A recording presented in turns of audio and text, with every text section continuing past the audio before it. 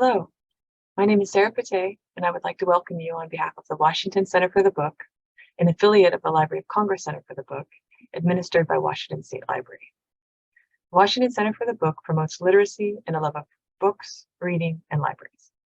We celebrate Washington's robust literary heritage and shine a spotlight on the contribution of reading and libraries in strengthening communities and fostering civic engagement.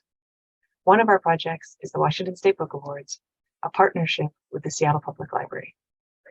We're thrilled to have you with us here today to celebrate in this series our 2022 Washington State Book Award winners. Jennifer Bradbury is the author of the 2022 Washington State Book Award winner for picture books, Rock by Rock, The Fantastical Garden of Neckchild. And she'll be talking with us about that book here today. Bradbury is also the author of the middle grade novel River Runs Deep and of several critically acclaimed young adult novels as well. A Moment Comes, Wrapped, and her debut Shift, which Kirkus Reviews called fresh, absorbing, compelling, in a starred review. Shift was picked as an ALA and School Library Journal Best Book for Young Adults and is also on numerous state reading lists. Jennifer is also a teacher in Burlington, Washington, where she lives with her family. Hello out there.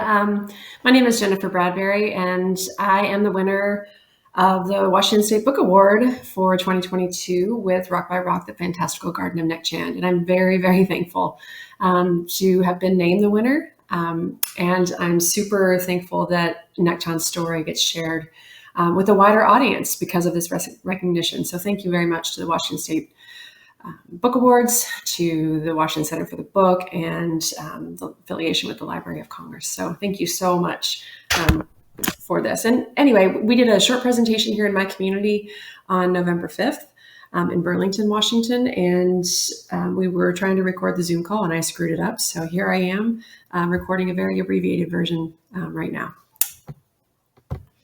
Oh, so I started with how people often ask, did I want to be an author when I was a kid? And the answer is not exactly, but I did love telling stories and I loved reading stories. These are some of the stories that I loved as a kid. And then I really fell in love with writing stories, particularly in my high school journalism class with Gail Kirkland at Davis County High School. This is my high school newspaper. It was named for the Cincinnati Reds. I grew up in Kentucky.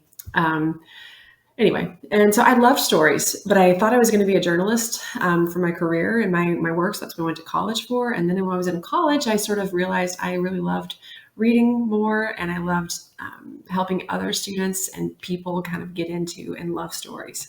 So that's kind of my path into writing. There's a longer journey kind of in the midst of that I can get into later. But I think the biggest takeaway is that most writers start out as readers and continue to be readers. And so that's some encouragement for some of you. And I've always loved sort of collecting stories, even before I knew I was going to write them. You know, I would go places and visit and just think about kind of what happened in this place and who was here and what it might have been like. And I loved that aspect of travel and just sort of experiencing the world. And so these are some of the places that I've spent some time in. This is Mammoth Cave in Kentucky, not far from my home. Many school field trips and family vacations and reunions happened in this pretty magical place. This is not a place time I've been to, but this is a depiction of a mummy unwrapping party that I heard about when I was in college. Just the practice of those and just it stuck in my brain. And then years later, I did something with that. And then we lived in Chandigarh, India. In 2005 for about 6 months when I was doing a teaching exchange. And I was lucky enough to come into contact with many stories in that place and through the people that were kind enough to host us that made a huge impact on my life and the lives of my readers, I hope. And then what I usually do is I kind of collect these stories and learn about them and think about them. And then I like to write about them as a way to actually learn. A lot of people talk about writing what you know, and that's super important. I think it's just as important to write about what you want to know. And so I've taken that to heart all the way through my career as a writer, because almost every single book I'm asking myself a question or I'm trying to teach myself some history or something important that I really want to understand, and getting inside characters' heads and the time and the place. Through the setting work and the research that I do, and then trying to turn that into a story that other people might enjoy is the best way I can teach myself the things that I want to learn about. And I'm teaching myself how to write, I hope better with every single book as I go along too. I'll move this little guy around. This is my Mummy Unwrapping book, by the way. These are some of my other stories. So this book, Rock by Rock, The Fantastical Garden of Nechand.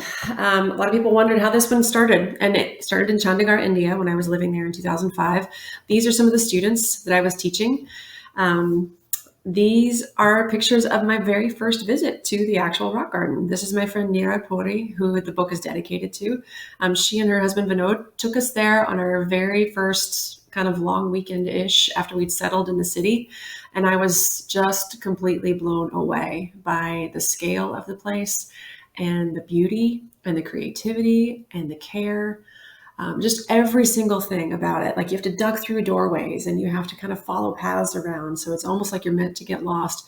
And I was captivated by it. I was captivated by the story of the person, Nechand, who made it as well. And this was at a time in my life before my first book came out. I had been working really hard to try to publish a story and see if I could write a story that would get published.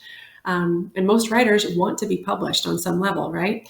And so for me, being confronted with the scale of this place and the beauty and the care was a really good sort of reminder and a good challenge for me because I was struck by the fact that Nechand made because he needed to make it, right? He needed to make this place. It was kind of part of his healing. It was part of the way he engaged with the world, the way he engaged with himself. And I was really challenged by that as a person who was creating stories and trying to tell stories too.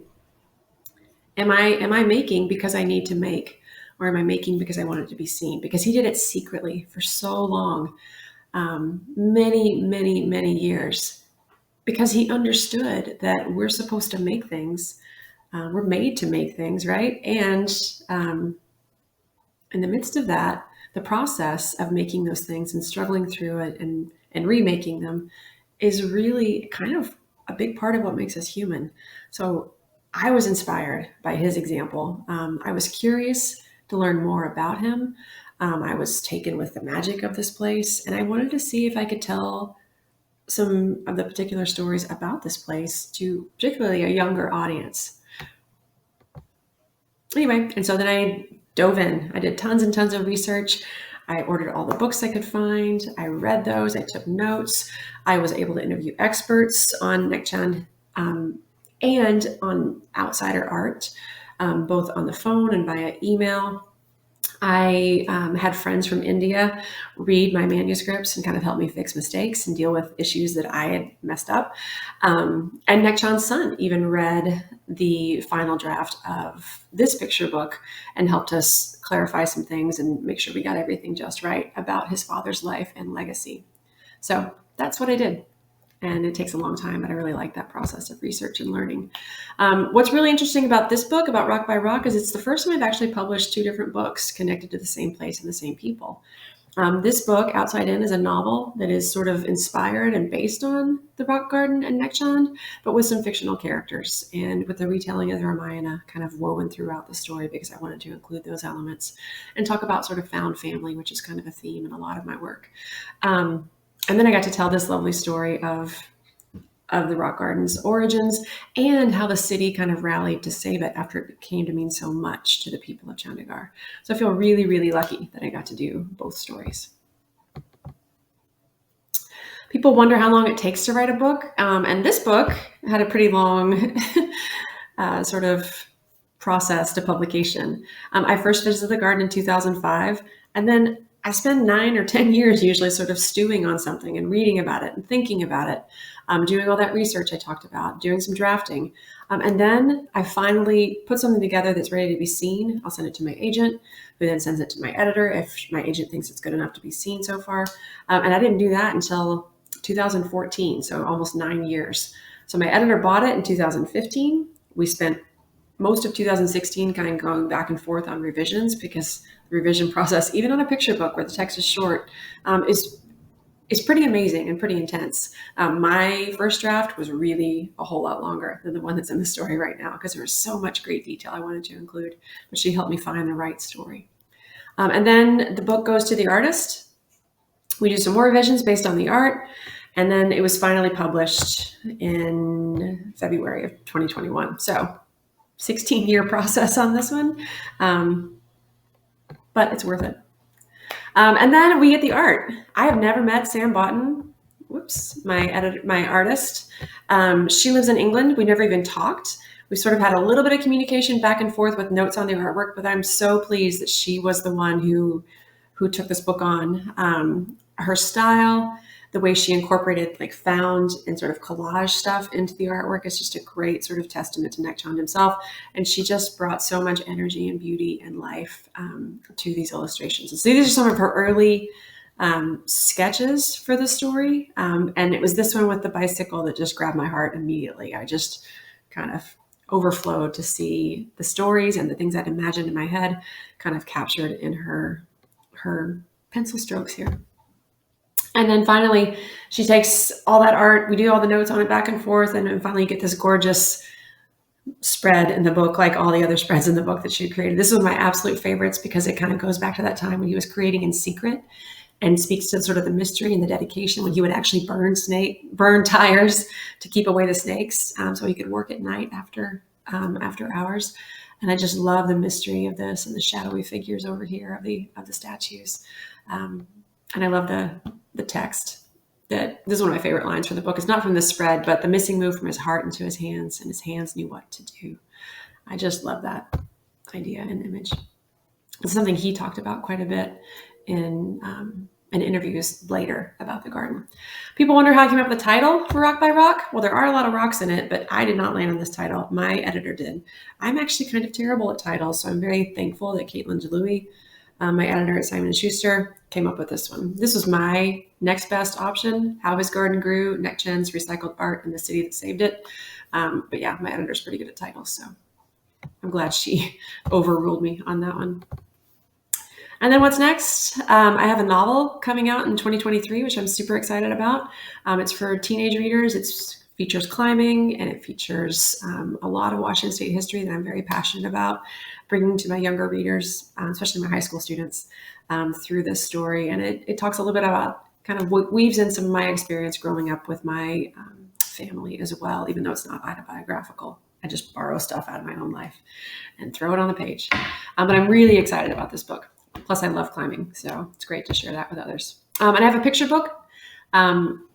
It's not titled yet. We've called it the adoption book for a long, long time, even though the word adoption never appears in the story, and that's kind of by design. But it is, I am an adoptive parent to 2 kids, and I am very, very proud of them. And it's a little bit about the story, their story, and how their stories connect with each other, and how sometimes people don't immediately notice that they're siblings, and how we hope we have taught them to kind of answer that question. It comes out in winter of 2024, I think. We have wonderful illustrations coming from an artist named Pearl Ardjern. So super excited. And I would love to hear from you. If you have time or questions, please hop on my website, jennifer-bradbury.com. And I have a contact form on there. And if you have questions or just want to know more, I am an email away. So thank you again, and thank you to the Washington Book Foundation for this recognition. Please go read the book.